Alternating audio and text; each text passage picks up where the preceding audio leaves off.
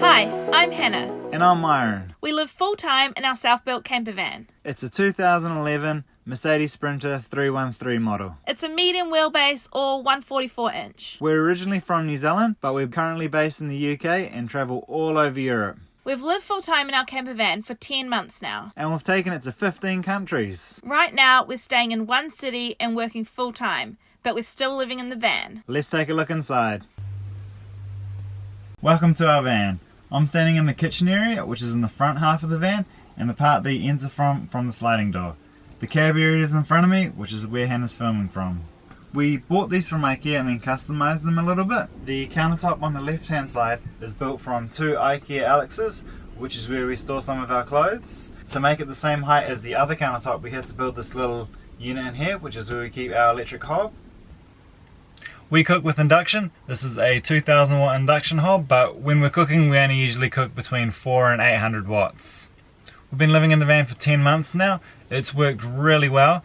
It runs off power from the batteries in the back, which are charged from 400 watts of solar up on the roof and the van's engine when we're driving. And if the power's low while we're cooking, we'll have the engine idling, so that way it's bringing in power as the hob's taking power out. Recently we've been living in the UK during winter, and that's brought us some issues with the solar not bringing in very much power, and we also haven't been driving very much. We think that cooking with induction is a great option, especially if you drive a lot, or if you spend winter in Australia, Spain, California, places where there's a lot of sun. It was also very cheap. This induction hob was only £20 from B&Q, and we were already installing a large battery and solar setup for our laptops and stuff. We have loved using induction. It's a nice, easy way to cook, but we will be swapping to a gas system and installing a 3-burner hob and an oven here instead, and we can't wait to cook pizzas. We have these hooks on the drawers to keep them shut while we're driving. We wanted as much bench space as we could have, so we built this little hanging piece of workbench that we can fold up and hook into place for extra room. These are a solid wood countertop that we bought from Homebase.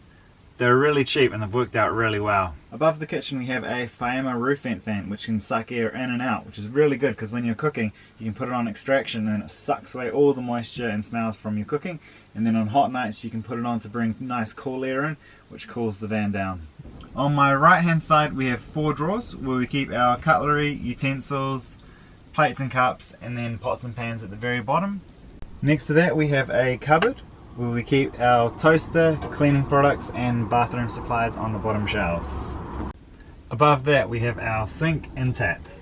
This is our water system. It's mounted underneath the sink in the kitchen and mounted against the back wall of the cabinet. Water comes up from our 75 litre freshwater tank underneath the vehicle. It then runs into a pre-filter, into the pump, which pumps the water, into the accumulator, which helps the pump turn on less often. It then runs up to our 2 filters. The first one is a sediment filter, which takes out any particles.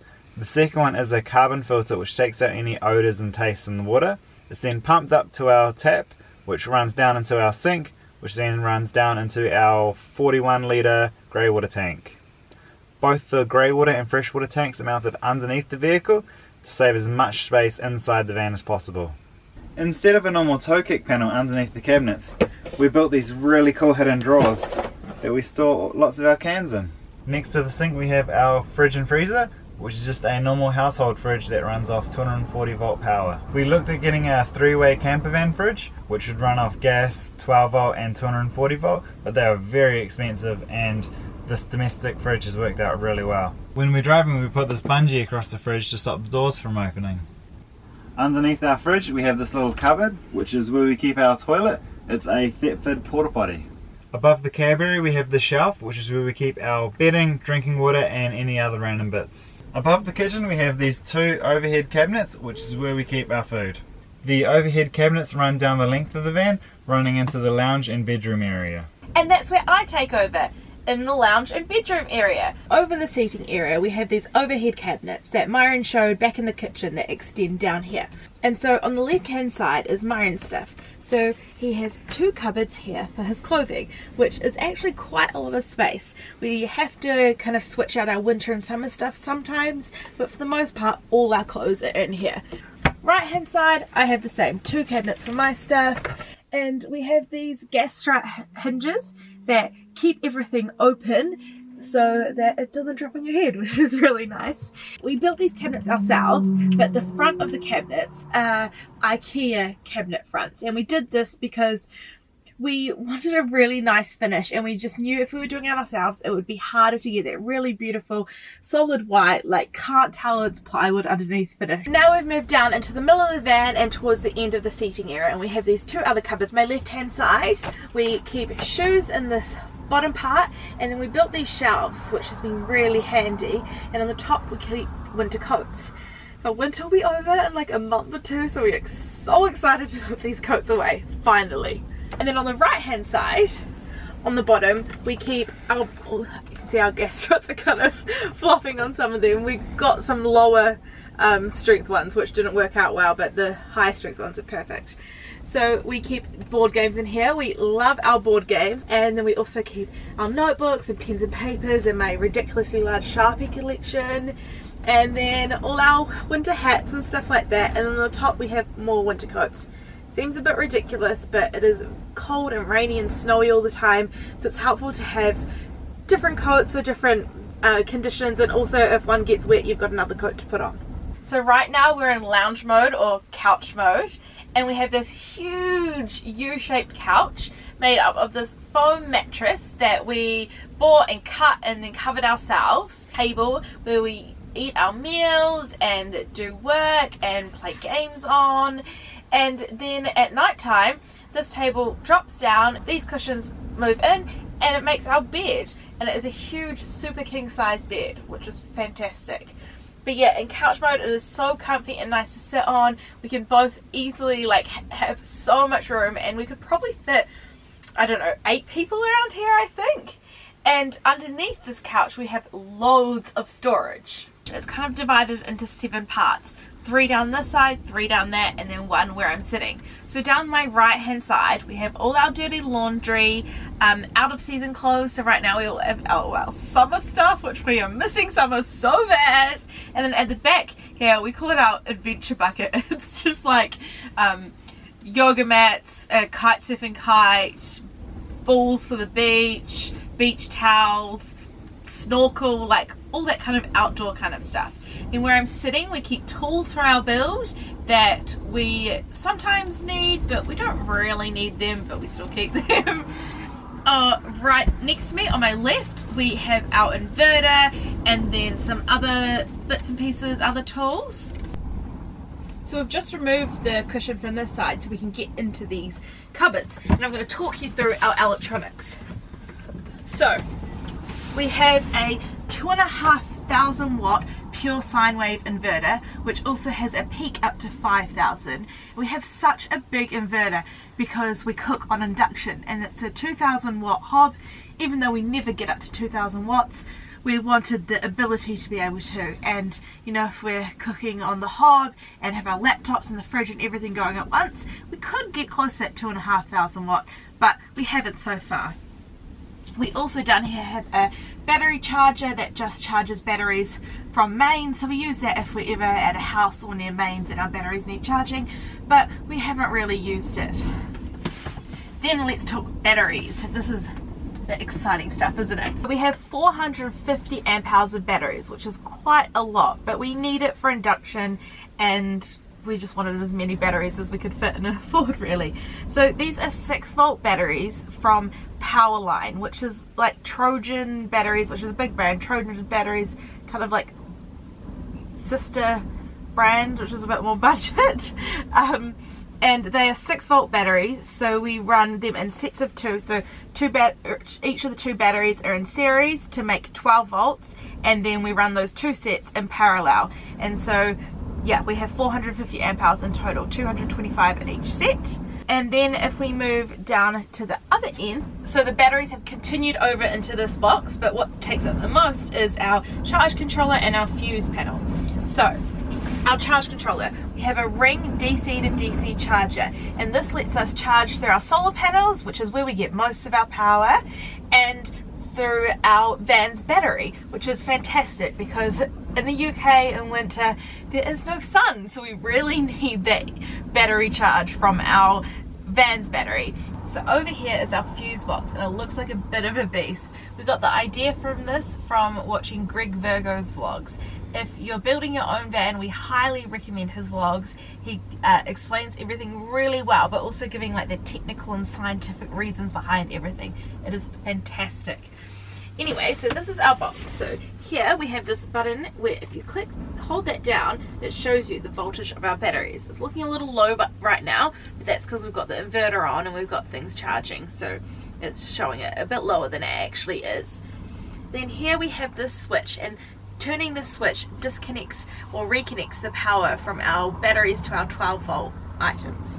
Then here we have this switch for our 240 volt. It's currently on position 1, which means it is pulling 240 volt power from our inverter. If you switch it to position 0, it'll take no 240 volt power, and if we switch it to position 2, it'll take power from mains power if we're plugged in. Now this box actually opens up.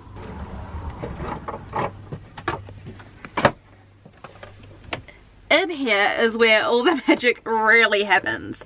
It looks a little bit complicated, so let's just quickly go through it. Over here we have our 12 volt fuse box, and that's just where everything goes from our battery runs into there, and then from there it runs to our 12 volt items like our light switches, our heater, our water pump, our fan, anything like that. Now the rest of it is all for our 240 volt power. So here you see there are two wires. One comes from our inverter, one comes from where the mains power would come from. They run through here, and then they run through the breakers, and then they run in here, and then all the individual items come out of there. So that's for all our sockets, which then powers our fridge, our hob, our laptops, battery charging, just anything that takes 240 volt power. We have 5 double plugs around the van. And just above here on this side of the cabinet here, we have our easy access control panel and switches. So first up we have our light switches. We have 12 lights on 3 switches. Next to that we have our inverter control panel. Then we have this switch here, which we just click on, and it just tells us what our battery level is at. Getting a bit low, but that's just because we just had the inverter on, so it'll probably pop back up soon, and we'll go for a drive in a bit and let them charge. And then next to that we have the control panel for our heater. So we have a planet heater. We installed it a few months ago and we are so glad we did. It works amazingly, and it's getting cold, so let's turn it on. It's just gonna power up and we're gonna get nice and toasty warm. So our heater is mounted underneath the passenger seat, and the hot air comes out of there into the living area and keeps us so nice and toasty warm. Now let's keep moving down to the front of the van. On this left hand side, at the end of the cupboards, we've got our detectors. So here we have a carbon monoxide detector, and above it we have a smoke detector. And if you're building a van, please, please, please think about these things. Think about a fire extinguisher, which we also have, fire blanket, got one of those too, and a carbon monoxide detector, and a smoke alarm. Now carbon monoxide isn't so important for us because we cook on induction, but there still is a risk with the diesel of the van and the diesel heater, so make sure you get those. So then off this cabinet, going from this cabinet all the way to the overhead cab storage, we have this bookshelf, and I love this bookshelf. I really wanted a bookshelf in our van, and we did it after we'd already moved in. We kind of had this blank space. We weren't sure if it would get in the way, but it hasn't at all. You know, when you're at the bench here, it does not get in your way, and when you're getting in and out of the van, you just know it's there so you don't hit your head. It's a tiny space, and we didn't want it to feel that way. So to make it look bigger, we painted it white. Then to break up the bits of the white, we've put in accents of wood, gold, and matte black. In the back of the van, we have these 3 big windows. We actually installed these ourselves. It was a little tricky, but doable, and it was pretty scary cutting holes into our van, but we're so glad we did it because they let in so much light. And when we're sitting in the back of the van, we can look out on a beautiful view. And during the day, no one can see in because they're super tinted. But because they're not insulated, in summer they let in a lot of warmth, and in winter they let in the cold. To help with temperature control and privacy, we have some reflectix that we've cut to be the same shape of the window, and we can magnet that up, and then we also have some curtains on all the windows. And at night we have this curtain to shut the cab area away from the living area. This is the cab area. It's just a stock standard cab. One thing we have installed is an LCD screen for a reversing camera. Currently it's just dangling by a cord because we haven't found a glue that's strong enough to hold it up against the windscreen. The stereo that came in this van is quite outdated. It doesn't have a way of hooking up to your phone via Bluetooth or USB, so we use a little Bluetooth speaker to play music while we're on the road. We didn't do much to the outside as we wanted it to look as stealth as possible, as we often park up in residential areas, cities, and shopping mall car parks. So all we've got on the outside are the windows we installed and the solar panels on the roof.